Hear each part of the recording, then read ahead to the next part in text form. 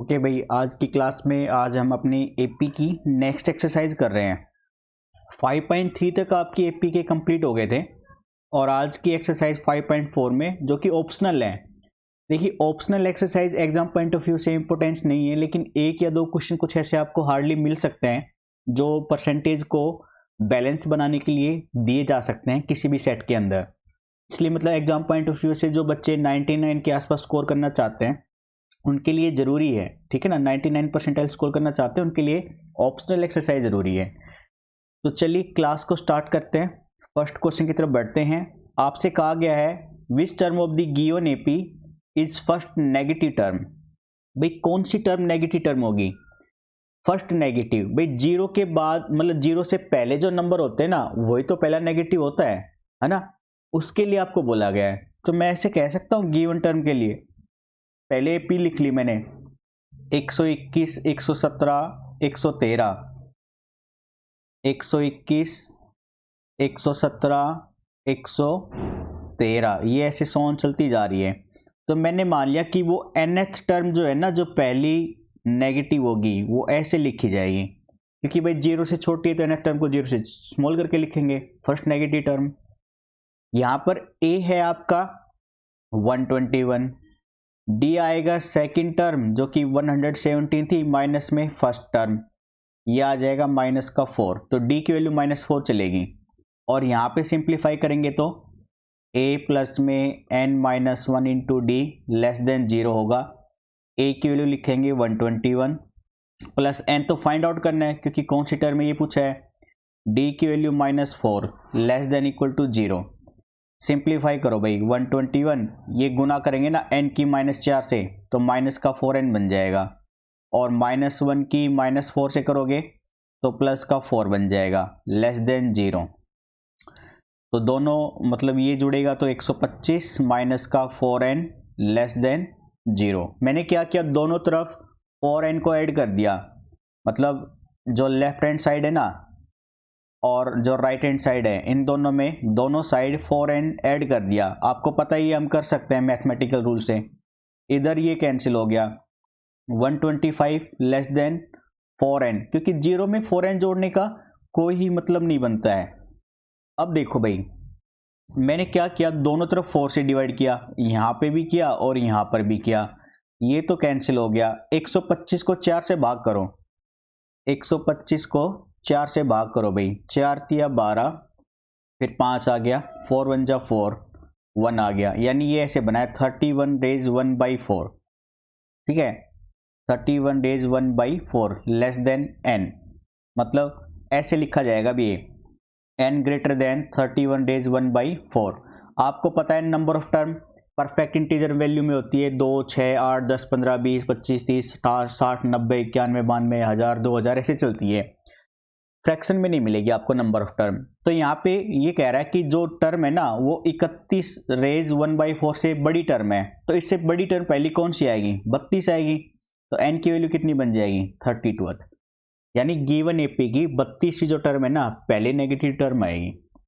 Check करके दिखाता हूँ मैं आपको, चलो ठीक है, मैं आपको चेक भी करवा देता हूँ। यहाँ पे 32वीं टर्म और 31वीं टर्म निकालते हैं भाई। हम 31वीं टर्म निकाल लेंगे। चलो, a प्लस में 30d बनेगा, ठीक है। तो a तो था आपके पास 121 लिखा हुआ इधर ही, और d भी लिखा हुआ है, प्लस 30, d की वैल्यू -4, तो 121 माइनस का 120, 1 आ गया है ना। और मैं 30th टर्म और निकाल लूँ, 30th यहाँ पे निकाल देता हूँ, 32th टर्म 32वीं टर्म में यहाँ पे निकाल देता हूँ। a प्लस में 31d, a की वैल्यू 121, 31, d की वैल्यू -4, यानी 121 माइनस का 4 तिया 12, माइनस का 3 आ गया ना। तो देखो यही तो है नेगेटिव टर्म। तो पहले नेगेटिव टर्म कौन सी टर्म रहेगी? वो 32वीं टर्म रहेगी आपकी, ठीक है। तो मैं पेपर को रफ कर लेता हूँ, आप तब तक अगला क्वेश्चन रीड करो। क्वेश्चन ये थोड़े से है ना, मतलब ऐसा नहीं है कि टफ है, बस फंडा थोड़े मतलब अच्छे से यूज करने पड़ते हैं। इनमें मिस्टेक के कोई चांसेस नहीं होते हैं। मतलब क्या होता है, कैलकुलेशन तो होती है इनमें, साथ में बेसिक कंसेप्ट बहुत ज़्यादा लगते हैं। और अगर आप ऐसे क्वेश्चन प्रैक्टिस करते हो ना तो आपकी कलेक्टिवली मतलब सारी की सारी टर्म्स एक साथ फ्लैक्स करती है दिमाग के अंदर और उससे सोचने की शक्ति यानी आपके एग्ज़ाम में काफ़ी बेनिफिट मिलता है फिर ऐसे क्वेश्चन को अटेम्प्ट करने से। तो इनका फ़ायदा ये है, ठीक है। चलो भाई अगला क्वेश्चन देखते हैं भाई। नेक्स्ट क्वेश्चन सेकंड, आपको कहा गया है sum of the third term and seventh term of an AP 6। भाई थर्ड और सेवंथ टर्म का जोड़, भाई थर्ड टर्म प्लस में सेवंथ टर्म का जोड़ कितना दे रखा है, 6 गिवन है, ठीक है। एंड देयर प्रोडक्ट इज 8, उनका प्रोडक्ट 8 है, यानी थर्ड टर्म और सेवंथ टर्म का प्रोडक्ट कितना है, 8 गिवन है। क्या बोला है आपको, find sum of first 16 term of AP, पहली 16 टर्म का जोड़ बताया ना आपको, S16 पूछ लिया भाई। सिंप्लीफाई करेंगे भाई इक्वेशन को, भाई यहाँ से A थर्ड तो बनेगा A प्लस में 2D और A7 बनेगा A प्लस 6D और दोनों ऐड भी हो रहे हैं, तो ये बन जाएगा A प्लस में 6D इक्वल टू 6, A प्लस A 2A, 2D plus 6D 8D equal to 6। Simplify हो रही है 2 से, तो 2 से सिंप्लीफाई कर लेते हैं भाई। A प्लस में 4D इक्वल टू आ जाएगा 3। ये है आपकी पहली इक्वेशन। अब आ जाओ इधर, A थर्ड की वैल्यू है A प्लस में 2D और A7 है A प्लस में 6D, दोनों मल्टीप्लाई हो रहा था इक्वल टू 8 के बराबर। ठीक, मैं क्या करूंगा, यहाँ से A की वैल्यू ले लूंगा पहली इक्वेशन से, यहाँ से A की वैल्यू ले लो, तो A आ जाएगा आपका 3 माइनस में 4D और A की वैल्यू मैं यहाँ पे भी रखूंगा और यहाँ पे भी रखूंगा, फिर सिंप्लीफाई कर दूंगा। तो A की वैल्यू रखने पर पहले वाले में 3 माइनस में 4D प्लस में 2D, ठीक है, गुना में A की जगह पे 3 माइनस में 4D प्लस में 6D इक्वल टू 8। तो ये बनेगा 3 माइनस का 2D, क्योंकि -4 प्लस 2 -2 बनेगा, और ये बनेगा भाई 3 प्लस में 2D इक्वल टू 8। यहाँ पे आइडेंटिटी लग गई आपकी A प्लस B गुना में A माइनस B वाली, जो कि क्या होती है, A square minus B square ही तो होती है वो, है ना, A स्क्वेयर माइनस में B स्क्वेयर। तो यानी सिंप्लीफाई करेंगे तो A है 3 का स्क्वेयर माइनस B है 2D का स्क्वेयर बराबर में 8 चल ही रहा है, तो ये बना 9 माइनस में 4D स्क्वेयर इक्वल टू 8। 8 को मैं इधर ले आया, 4D स्क्वेयर को उधर ले गया, तो ये वैल्यू बनी 1 is equal to 4D square, और 4 से डिवाइड करेंगे तो 1/4 इक्वल टू D स्क्वेयर, तो D की वैल्यू आ जाएगी प्लस माइनस में 1/2।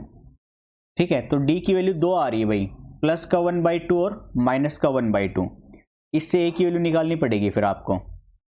तो मैंने यहाँ पे किया भाई, अगर मैं D को प्लस का 1/2 लेता हूँ तो यहाँ पे वैल्यू रखेंगे अब हम, तो A था आपके पास में 3 माइनस में 4D, तो 3 माइनस में 4, D की जगह पे 1/2, ये 2 पे सिंप्लीफाई करेगा 1 आ जाएगा A, यानी अगर D 1/2 है तो A चलेगा 1। साथ में अब भाई अगर मैं मानकर चलूँ कि D है मेरे पास माइनस का 1/2, तो A की वैल्यू निकालेंगे अगेन, 3 माइनस में 4, D की जगह पे -1/2, ये माइनस माइनस प्लस कर देगा, 2 से सिंप्लीफाई करोगे 2 पे जाएगा, 5 आ जाएगा तब, यानी D -1/2 है तो A 5 है। ठीक हो गया यहाँ तक। आपको S16 पूछा है, तो जिसकी जरूरत नहीं ना मेरे को, उस डाटा को मैं क्लियर कर लेता हूँ। ये वाले पोर्शन को मैंने हटा लिया। क्या हो गया भाई, इरेजर काम नहीं कर रहा है। 1 minute 1 minute 1 minute 1 minute 1 minute भाई, थोड़ा सा बूस्टअप हो रहा है अपने आप से। ठीक है, अपडेट मांग रहा है क्या पता नहीं सिस्टम, तो वेट करना पड़ेगा भाई, आपको थोड़ा सा वेट करना पड़ेगा, स्वल्प वेट माड़ी। तो एक बार ये बस पिक हो जाए इरेजर, फिर उसके आगे बढ़ते हैं भाई फिर हम। चलो शायद से हो गया है। ठीक है, तो ये वैल्यू मैं रफ कर रहा हूँ, इनकी मुझे अभी कोई ज़रूरत नहीं है। तो ये वाली वैल्यू रफ की, और इसके बाद में इस वैल्यू को रफ कर लेते हैं, क्योंकि मुझे तो 16 निकालना है ना, पहली 16 टर्म का जोड़ निकालना है, और मुझे तो यहाँ से A और D की वैल्यू चाहिए थी। ठीक है, A और डी की वैल्यू चाहिए थी।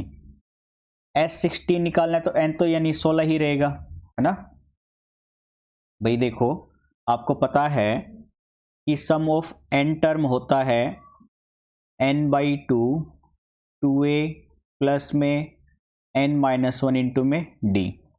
n रखेंगे 16 तो S16 बनेगा 16/2 2a प्लस में n-1 इंटू में d।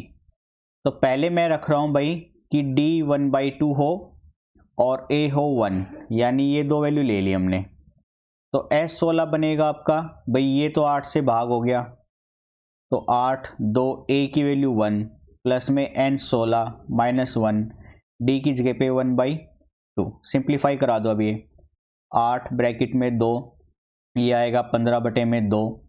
एलसीएम लोगे तो 2 दूनी 4, 15 4 19, 8 गुना में 19/2, 2 चौक 8, तो 4 नीम 36, 3 और ये आएगा 76। तो 16 टर्म का जोड़ कितना आएगा 76 आंसर आएगा यहाँ से। तो और अगर मैं मानकर चलता कि d की वैल्यू रहती -1/2 तो a लेते हैं हम 5, जो कि मैंने यहाँ पे कैलकुलेट किया था। तो भाई S16 बन जाएगा फिर आपका, ये तो 8 बन गया था, ये वाली वैल्यू में रख रहे हैं हम। तो 2a a है 5 प्लस में n-1 यानी 16 -1 d की वैल्यू -1/2। सिंप्लीफाई करेंगे 5 दूनी 10 और वो 15 -15/2 बना देगा। तो 8 गुना में भाई 10 दूनी 20, 20 में से 15 जाएगा 5/2, तो ये 4 पे करेगा 5 चौक 20। तो पहली 16 टर्म का जोड़ 20 आएगा। तो आपको दो तरीके देखने हैं यहाँ पे, ठीक है। इसलिए ये क्वेश्चन ऐसे थोड़े से टफ बन जाते हैं कह सकते हो, या थोड़े से कॉम्प्लेक्स बन जाते हैं। बाकी कंसेप्ट वही अप्लाई होते हैं जो आप लोगों ने बेसिक क्लासेस में सीखे थे, ठीक है ना। तो आप क्या करना, पहले तो एक बार इस पूरी वीडियो को समझने के लिए देखो, अगर जरूरत हो तो 2-3 बार देखो, पहले समझो इनको अच्छे से। समझने के बाद आप कॉपी पेन उठाओ और फिर वीडियो को वापस से रन करा दो और साथ साथ नोट करते हुए चलो, ठीक है ना। अगर कोई दिक्कत आती है किसी भी कंसेप्ट को लेके तो आप कमेंट बॉक्स में लिख सकते हो, आपको उसका रिप्लाई जल्द ही दे दिया जाएगा भाई। चलो अगले क्वेश्चन की तरफ बढ़ते हैं फिर आज हम। ये नोट कर लिया होगा मेरे हिसाब से आप लोगों ने। तो क्वेश्चन 3 है आपका। अब इसके बाद एक सेकंड पिक करते हैं अभी। चलो क्वेश्चन 3 देखो, आपको एक लैडर दे दी भाई क्वेश्चन नंबर 3 में, और आपसे कह रहा है कि हैज़ रंग्स 25 सेंटीमीटर अपार्ट। भाई रंग्स मतलब जो सीढ़ियों पे आप चढ़ते हैं ना, वैसे पकड़ पकड़ के बांस की जो होती हैं उनको रंग्स बोलते हैं। ये जैसे ये दिखा रखा, ये एक रंग्स है ये वाली, ठीक है। मतलब पहला स्टेप इस पे रखते हो, फिर आप इस पे रखते हो, तो ये रंग्स हैं।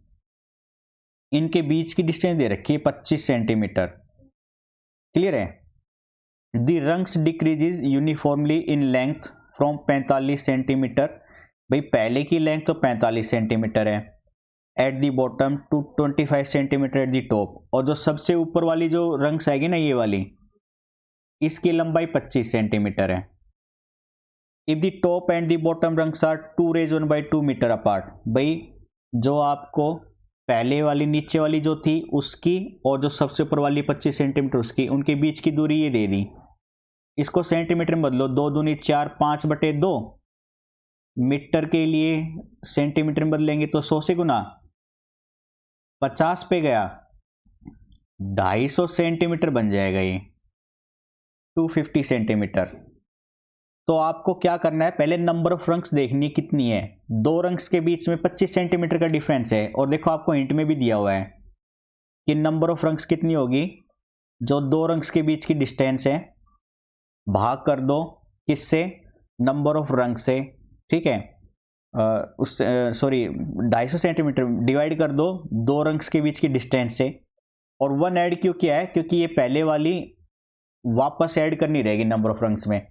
नंबर ऑफ रंग्स में 45 सेंटीमीटर वाली काउंट नहीं हुई, जब आपने दो पहली टॉप और बॉटम के बीच की सेपरेशन को दो कॉन्जुगेटिव की सेपरेशन से डिवाइड करोगे ना, तो उसमें नीचे वाली काउंट नहीं होती, इसके लिए 1 ऐड किया जाता है। तो नंबर ऑफ रंग्स कितना आएगा यहाँ से 250 को 25 से भाग कर दो 10 10 जमा 1 नंबर ऑफ रंग्स आ जाएगा 11। तो आपको अब पूछा गया है what is the length of the wood required for the rungs. भाई ये जो ऐसे रंग्स बनाते हैं ना ये वाली, मतलब जैसे ये सीढ़ी हो गई ये सीढ़ी हो गई और बीच में ये वाले पोर्शन जो लकड़ी से लगे रहते हैं ना बम्बू के, इनकी पूछ रहे हैं। ये ऐसे जो रंग्स आपके 11 आ गए हैं, टोटल इनमें कितनी लकड़ी यूज हुई है उसकी वैल्यू बताओ। यानी आपको S11 पूछ लिया, सम ऑफ 11 रंग्स पूछ लिया, S11 पूछ लिया भाई आपको। यहाँ से N की वैल्यू तो आ गई 11 आपके पास। पहले की रंग्स की लंबाई थी 45 सेंटीमीटर, ठीक है। कॉमन D क्या आएगा भाई, D तो आपके पास 25 सेंटीमीटर का ही तो डिफरेंस है, तो D रहेगा आपके पास में 25 सेंटीमीटर। तो S11 निकाल दो, यानी फॉर्मूला तो आपको पता ही है, N/2 यानी 11/2 ब्रैकेट में 2A A 45 plus N-1 into D। Simplify कराएंगे तो 11/2, 45 दूनी 90 और ये 10 10 की 25 से करोगे 250, तो ये वैल्यू आएगी 11/2 गुना में 250 में 90 जोड़ोगे तो ना तो 25 5 30 40 आ जाएगा 340 और ये जाएगा 170 पे भाग, तो ये भाई 17 11 7 77 और 7 11 एकम 11 7 18 1870 सेंटीमीटर की लकड़ी यूज होगी टोटल। 1870 सेंटीमीटर, मीटर में बदलोगे तो 100 से भाग करोगे यानी 18.70 मीटर की लकड़ी यूज हो जाएगी यहाँ पे, ठीक है। तो मैं रफ कर रहा हूँ भाई साथ में। तो आपने देखा ना, ये मतलब ये ऐसे प्रैक्टिकल क्वेश्चन है भाई। आप लोगों ने सीडी तो यूज की होगी, नहीं की है तो कहीं ना कहीं पे देखी भी जरूर होगी आपने। तो ये प्रैक्टिकल डाटा क्वेश्चन होते हैं, तो ऐसे क्वेश्चन इंपॉर्टेंट होते हैं एग्जाम पॉइंट ऑफ व्यू से भी और प्रैक्टिस पॉइंट ऑफ व्यू से भी, तो आप इनको स्किप मत किया करो। क्वेश्चन नंबर 4 देखो, फोर्थ में आपसे क्या क्या कहा गया है, the house of the row are numbered consecutively from 1 to 49, show that there is a value of x such that the sum of the numbers of the house preceding the house numbered x is equal to the sum of the numbers of the house following it, find the value of x। देखो ऐसे कह रहा है भाई, मान लो आपकी जो colony है ना, तो आपके घर वाली लाइन में ऐसे 1 से 49 तक घर हैं, तो मैंने ऐसे लिख दिया 1 2 3 4 ऐसे भाई चलता जा रहा है ये, ठीक है। 47 48 49 ऐसे घर को नंबर दे दिया भाई। और ये कह रहा है भाई मान लो आपके बीच में कहीं पे घर आ रहा है, तो मैंने आपके घर को नाम दे दिया x, ठीक है। आपका घर 1 से 49 के बीच में कहीं x नंबर पे आ रहा है, और आपसे पहले वाले का अगर आप 1 से स्टार्ट करें तो आपसे पहले वाले घर का नंबर क्या हो जाएगा फिर x माइनस में 1 हो जाएगा, और आपसे घर के बाद वाले का नंबर कितना हो जाएगा x प्लस में 1 हो जाएगा, ठीक है। क्वेश्चन में क्या कहा है आपसे, आपसे कह रहा है कि आपके घर से पहले वाले जितने भी घर है ना, इन सब का जोड़, इन सब का जोड़ यानी लास्ट टर्म क्या है x-1 है, तो सम ऑफ x-1 हाउसेज, इनका जोड़ बराबर है आपके घर के बाद वाले नंबर का, इन सब के जोड़ के बराबर है।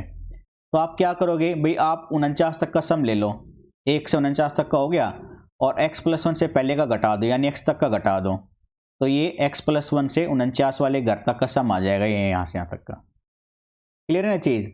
और यहाँ से a क्या है 1 है, d कितना चलेगा 2 - 1 1 चलेगा। तो आपसे कह रहा है उस घर का नंबर क्या होगा, यानी आपके घर का नंबर बताओ, x की वैल्यू पूछिए आपसे। तो फॉर्मूला रख दो भाई, Sn का फॉर्मूला क्या होता है n/2 2a plus n-1 into d, इसमें रख देंगे।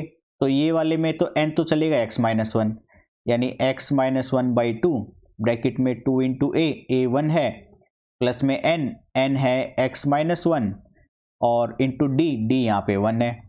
इधर आ जाओ अब s49 की वैल्यू में, n 49 है यहाँ पे, तो 49/2 2a प्लस में n-1 इंटू d, ठीक है। अब आ जाओ x वाले पे, इसमें n की वैल्यू x चलेगी, तो ये चलेगा x/2 ब्रैकेट में रख लेते हैं इस पूरे को, इनको अलग अलग ब्रैकेट में रख लेते हैं इसे। तो फिर 2a की वैल्यू 1 प्लस में n यानी x-1 इंटू d की वैल्यू 1, ठीक है। ये वैल्यू करनी है आपको।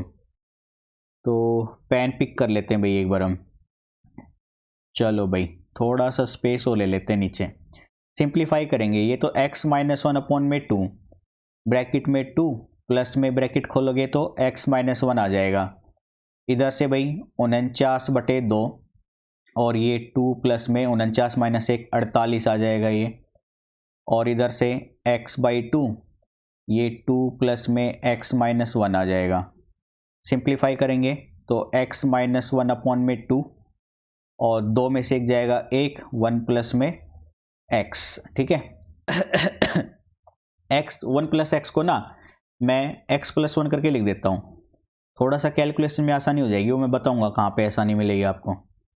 तो मैंने इसको लिख दिया x प्लस में 1 इक्वल टू 49/2 48 और 2 कितना बन गया 50 माइनस में x/2 और ये 2 में से गया 1 तो ये बनेगा 1 प्लस एक्स यानी x प्लस 1। तो सिंप्लीफाई करेंगे भाई। अब हम देखो भाई यहाँ पे तो आइडेंटिटी लगा देंगे a plus B a minus B, तो ये बन जाएगा एक्स स्क्वेयर माइनस में 1 का स्क्वेयर अपॉन में 2। भाई ये काटेगा 25 पे, 49 और 25 की गुना कर दो, 49 की 25 से गुना कर दो, 9 पंजे 45, 4 5 चौक 20 24, 9 दूनी 18, 4 दूनी 8 और 1 9, 5 8 4 12, 10 2 1225, 1225 माइनस में ये आएगा आपका, गुना कर दोगे ना तो ये आएगा एक्स स्क्वेयर प्लस में एक्स अपॉन में 2, पूरी वैल्यू ये आएगी आपकी। अब एलसीएम लेंगे भाई हम, तो एलसीएम लेंगे ना तो ये वाली वैल्यू तो ऐसे कैसी एक्स स्क्वेयर माइनस 1/2 बराबर में 1 और 2 का एलसीएम 2 आ जाएगा। 1225 की 2 से गुना कर दो भाई, 5 दूनी 10, 2 दूनी 4 5, 12 दूनी 2450 आ जाएगा ये हो गया। माइनस ब्रैकेट हटेगी तो माइनस एक्स स्क्वेयर माइनस का एक्स बनेगा ना। अब 2 से 2 कैंसिल, तो अब सिंप्लीफाई करेंगे। अब ये बनेगा ऐसे एक्स स्क्वेयर माइनस 1 बराबर में 2450 माइनस एक्स स्क्वेयर माइनस का एक्स, ये वाला एक्स उधर ले जाओ तो उसमें जुड़ जाएगा 2x स्क्वेयर, माइनस एक्स उधर ले जाओ प्लस का एक्स और 2450 उधर ले जाओगे 1 के साथ 2 4 5 1 बन जाएगा इक्वल टू 0। अभी एक क्वाड्रेटिक इक्वेशन सोल्व करनी पड़ेगी आपको। तो क्वाड्रेटिक फॉर्मूले के हिसाब से कंपेयर करने पर a तो 2 है, b 1 है और c है हमारे पास -2 4 5 1, तो x की वैल्यू आएगी -b plus minus B square मतलब 1 का स्क्वेयर 1 माइनस 4ac, c की वैल्यू जो नेगेटिव है वो प्लस का बना देगी 4 4 दूनी 8 और c, तो 2451 की 8 से गुना कर दो, 8 पंजे 40, 8 चौक 32, 32 4 36, 3 8 दूनी 16, 3 19608 आ गया ये 19608 अपॉन में 2 इंटू ए यानी 2 दूनी 4, 19608 में 1 जोड़ोगे तो 19609 बन जाएगा, स्क्वायर रूट अपॉन में 4, तो 19609 का स्क्वायर रूट निकालते हैं। पेयरिंग हो गई, स्क्वायर रूट जिसको नहीं निकालना तो मेरे को बता देना भाई, मैं वीडियो बना दूंगा स्पेशल। तो ये 1 जा पे गया पहले, ऊपर से पेयर आया 96, 1 का 2 से मल्टीप्लाई किया 2, अब 24 के साथ 4 रखूँगा 2 के साथ तो 4 से गुना करना पड़ेगा, 4 चौक 16, 96 पे चला जाएगा ये पूरा का पूरा। ठीक है, ऊपर से आएगा फिर 0 9, तो 14 दूनी 28, तो ये तो मतलब पूरा पूरा गया नहीं आपका, है ना। कहीं पे कोई मिस्टेक तो नहीं कर दी भाई हमने। एक सेकंड भाई, क्वेश्चन में देखते हैं कुछ मिस्टेक तो नहीं हुई है। 1 से 49 था, x माइनस 1 से 49 माइनस एक्स तक का। एक सेकंड भाई, क्वेश्चन काफ़ी बड़ा भी तो है ये, प्रॉब्लम यही तो हो जाती है 49x, तो n/2 2a, ठीक है, प्लस में n-1 और n-1 तक हो गया था, ठीक है, इंटू डी, फिर 49/2 2, फिर 49-1 इंटू डी। 1 मिनट में मैं क्रॉस चेक कर लेता हूँ इसको, ठीक है। देखो भाई यहाँ पे मिस्टेक हुई है हमारी जल्दबाजी में कैलकुलेशन की। ये x-1 के लिए कर रहे थे ना, तो n की वैल्यू x-1 है, 2a प्लस में n-1 करना भूल गए तो n लिख दिया, -1 और नहीं किया हमने यहाँ से, तो ये पूरा डाटा मिस्टेक हो गया आपका ये। ठीक है, तो उसके लिए मैं सॉरी बोलता हूँ भाई, जल्दबाजी में ये मिस्टेक हो गई हमसे। तो मैं ये रफ कर रहा हूँ नीचे वाला पोर्शन, तो ठीक है, इसकी तो कोई ज़रूरत है भी नहीं अब हमें। तो मैं यहाँ पे कैलकुलेशन अब दोबारा से कर रहा हूँ इतने वाले पोर्शन की। हालांकि ये कुछ ज़्यादा बड़ी मिस्टेक थी नहीं, लेकिन फिर भी पता नहीं क्यों ऐसा हो गया जल्दबाजी के चक्कर में। तो देखो भाई, तो यहाँ पे ये वैल्यू बनती है अब x minus one by two. भाई ये 2 प्लस में ये x माइनस टू बन गया होता, x माइनस टू। अब ये 2 से 2 कैंसिल हो जाता, इधर आता 49/2, 2 प्लस में 48, ठीक है। और इधर आता भाई आपका फिर x by two, 2a plus में x माइनस वन, ठीक है। और ये d का तो 1 तो था ही हमारा, तो ये बनता x into x minus one by two, और ये बनता 49/2, और 48 तो 50, 50 25, 49 गुना 25 आ जाता है ये। और ये बनता आपका x बाई टू, और ये 1 x प्लस में 1, है ना। ये वैल्यू आ जाती है यहाँ से। तो अब सिंप्लीफाई करते तो ये वैल्यू भाई 49 और 25 की गुना तो थी हमारी, 49 25 की गुना थी 1225, तो ये तो 1225। इधर भाई ये एक्स स्क्वायर माइनस एक्स बटे में 2 बनता, और इधर एक्स स्क्वायर प्लस एक्स बटे में 2 बनता ये वैल्यू। तो मैं रफ कर लेता हूँ नीचे वाला पोर्शन, और कैलकुलेशन तो अभी भी बढ़ी जाएगी क्योंकि क्वेश्चन कॉम्प्लेक्स है थोड़ा सा, ठीक है। बस वो जल्दबाजी में एक घटाना भूल गए थे हम एन के चक्कर में। तो ये वैल्यू अब की बन गई भाई एक्स स्क्वायर माइनस एक्स बटे में 2, ये वाली वैल्यू को उधर ले जाओ तो प्लस का बन जाएगा एक्स स्क्वायर प्लस एक्स बटे 2 बराबर में 1225। तो एलसीएम आएगा इधर 2, तो x square minus x plus में एक्स स्क्वायर प्लस एक्स बराबर में 1225। भाई ये माइनस एक्स से एक एक्स कैंसिल, ठीक है, वो बना 2x स्क्वायर, 2x स्क्वायर बटे में 2, 1225, ये से कैंसिल। तो x क्या आएगा, 1225 का स्क्वायर रूट आ जाएगा। और 1225 का स्क्वायर रूट कितना होता है, शायद से 35 होता है ना, 3 तिया 9, और ये 3 25 पे आया, 3 दूनी 6, 5 पे चेक करते हैं, 5 5 25, 5 36 2 32, तो 35 आ जाएगा। तो यानी आपके घर का नंबर क्या है, 35 है। यानी अगर मान के चलो आपके घर का नंबर 35 है ना, तो आपके घर से पहले जितने भी घर हैं उन सब का जोड़ नंबर का 1 से 34 तक का, और आपके घर के बाद में जो नंबर है यानी 36 से 49 तक का, इन सब का जोड़ बराबर आएगा। आप एक बार रफ वर्क करके देखना ये, ठीक है, प्रूफ वेरीफाई हो जाएगा आपकी तरफ से और आपकी प्रैक्टिस भी हो जाएगी, ठीक है ना। तो मैं मतलब कराने को करा दूंगा, लेकिन आप लोग भी खुद से कुछ करोगे ना। अगर आपसे करोगे तो आपको पता चलेगा कि एक्चुअल में क्वेश्चन समझ में आएगा। प्रूव करने से क्या होता है, आपको क्वेश्चन वापस से रिपीट हो जाता है कि हाँ ये पूछा गया था और मैंने ही इसको ऐसे अटेम्प्ट किया है। इसलिए वेरीफाई करके देख लिया करो जितना हो सके उतना, ठीक है। और भाई कैलकुलेशन का थोड़ा सा ध्यान रखना, ठीक है। जैसे मतलब ठीक है, हमसे टीचर से मिस्टेक हो जाती है ना, तो ज़्यादा दिक्कत वाली बात नहीं है। क्यों? क्योंकि उसको एग्जाम नहीं देना होता, और स्टूडेंट को प्रॉब्लम हो जाती है क्योंकि उसके नंबर कट सकते हैं फाइनल एग्जाम में। तो आप लोग काफ़ी बारीकी से फोकस करके फिर कैलकुलेशन किया करो, जल्दबाजी मत करना आप लोग। टीचर तो क्या होता है, मतलब बहुत सारी चीज़ें एक साथ चल रही होती है उसके दिमाग में, तो इसलिए कभी कभी चांसेस हो जाते हैं मिस्टेक होने के। चलो इसको मैं रफ कर लेता हूँ। आपका अगला क्वेश्चन देखते हैं क्या है, आप उसकी तरफ बढ़िए, मैं आपके साथ ही आ रहा हूँ वहाँ पर। एनसीईआरटी की बुक निकालो, फटाफट उसको रीड करो। रीड करने के बाद एक बार ज़रा सोचो उसके बारे में, एक्चुअल में क्वेश्चन में क्या था और क्या पूछना चाह रहा है, और फिर उसको प्रोसीड करो, ठीक है। चलो मैं आ ही गया हूँ आप लोगों के साथ में। अब अगला क्वेश्चन है आपके पास में, 5th क्वेश्चन है, small terrace at a football. भाई small terrace at a football ground comprises 15 step. आपको डायग्राम दे दिया, each of which is 50 metre long and build of solid concrete. देखो ये सीढ़ियाँ दे रखी है आपको, और सीढ़ी में ये कितनी लंबाई दे रखी है, हर सीढ़ी की 50 मीटर है। आपके घर में जो छत पे सीढ़ी जा रही है ना, उसकी लंबाई ऐसे 50 मीटर दे रखी है, और हर बार हाइट कितनी इंक्रीज हो रही है, 1/4 मीटर है। ये वाली दिखा रखी है ना, ये वाली 1/4 मीटर है, ये वाली फिर से 1/4 जुड़ जाएगी, तो 1/4 प्लस 1/4 ये वाली हाइट हो जाएगी 2/4, फिर 1/4 जुड़ जाएगी तो ये वाली हाइट हो जाएगी 3/4, ऐसे जुड़ती रहेगी हर बार 1/4 1/4। ठीक है, और जो सीढ़ी की चौड़ाई है ना ये वाली, जो आप जब पैर रख के चढ़ते हो तो वो जो चौड़ाई इधर वाली ऐसे, वो है 1/2 मीटर।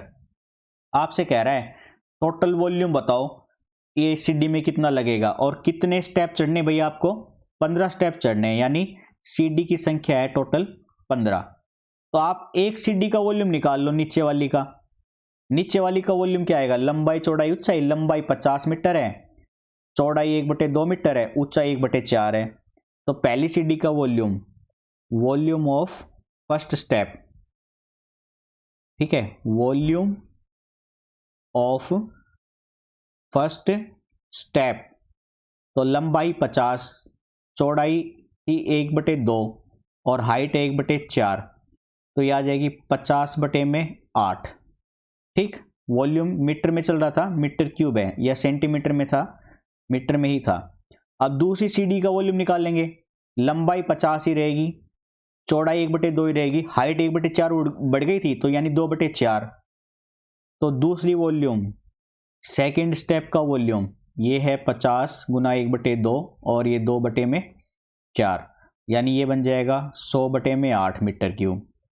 फिर ऐसी थर्ड सीढ़ी का, उसकी हाइट 1/4 और बढ़ गई तो लंबाई ये, चौड़ाई ऐसे कैसी 1/4 बढ़ेगी तो 3/4 बन जाएगी, यानी 150/4। आपको कितनी सीढ़ी बोली थी, 15, तो 15 सीढ़ी का वॉल्यूम बताना है, यानी S15 पूछना है आपसे। ठीक है, तो देखो A तो बन गया 50/8, कॉमन D निकालेंगे, ये पहली टर्म बन गई, ये वाली पहली टर्म बन गई, ये सेकंड टर्म बन गई, ये थर्ड टर्म बन गई, है ना। तो D और निकाल लो, 100/8 माइनस का 50/8, यानी 50/8 आ जाएगा, और S15 में रख दो। S15 में रखेंगे तो N तो 15 है, 15/2, 2A है 50/8, गुना करेंगे मतलब, प्लस में N-1, N है 15, तो 15 माइनस 1 कितना बन जाएगा, 14 बन जाएगा, तो 15 माइनस 1 14। D की वैल्यू कितनी है, 50/8 है, सिंप्लीफाई करा दो भाई, 15/2, ये बनेगा 100/8, और ये बनेगा 5 चौक 20, 2 14 5 70, 700/8, यानी 15/2 जोड़ेंगे तो 800/8, ये 100 पे गया और इसने 50 पे काटा, तो 15 5 75, 750 मीटर क्यूब इतनी टोटल कंक्रीट लगेगी आपको। तो ऐसे क्वेश्चन प्रैक्टिकल क्या है भाई, मान लो आप कभी लाइफ में आगे जाके अच्छी जॉब लग जाते हो और एक घर बना रहे हो आप लोग, तो आप सीढ़ी कितनी चढ़नी है, कितनी लंबाई रखनी है, कितनी चौड़ाई रखनी है, कितनी ऊंचाई रखनी है, उसके हिसाब से आप टोटल कंक्रीट का वॉल्यूम निकाल सकते हो। तो आपको कितना मटेरियल चाहिएगा, कितना लगेगा, वो आप परचेज कर सकते हो, और आपको ये प्रैक्टिकल करने पड़ेंगे आगे। अदरवाइज आप देखो, मान के चलो आप लोगों ने अभी ये पढ़ा है और फिर मतलब आगे चल के आप मकान बना रहे हो, आपको पता ही नहीं है कितना वॉल्यूम लग रहा है मटेरियल का, कितना नहीं कितना नहीं। कोई भी ठेकेदार है, कोई भी मिस्त्री है, वो आपसे कह देगा, मान लो इसी में कह देगा सर आपका तो 2000 मीटर क्यूब लगा है, तो उसका खर्चा इतना बनेगा। कितना लूट लिया आप लोगों से, डबल से भी ज़्यादा हो गया ना ये। तो इसलिए प्रैक्टिकल डाटा है, आप लोगों को सीखने चाहिए, आने चाहिए और यूज भी होने चाहिए आपकी लाइफ में, तभी कोई एजुकेशन का मतलब बनता है, अदरवाइज क्या मतलब बनता है फिर चीज़ों का। ठीक है, तो इसलिए इन चीज़ों पे ध्यान रखनी है। ये वाली एक्सरसाइज आपकी ख़त्म हो गई है, इसके बाद आपका 6 चैप्टर आता है ट्रायंगल वाला, वो कल से स्टार्ट करेंगे हम। तो आज के सेशन को यहीं पे रखते हैं, प्लीज़ वीडियो को लाइक और शेयर जरूर कीजिएगा। Okay, thank you, bye bye, take care.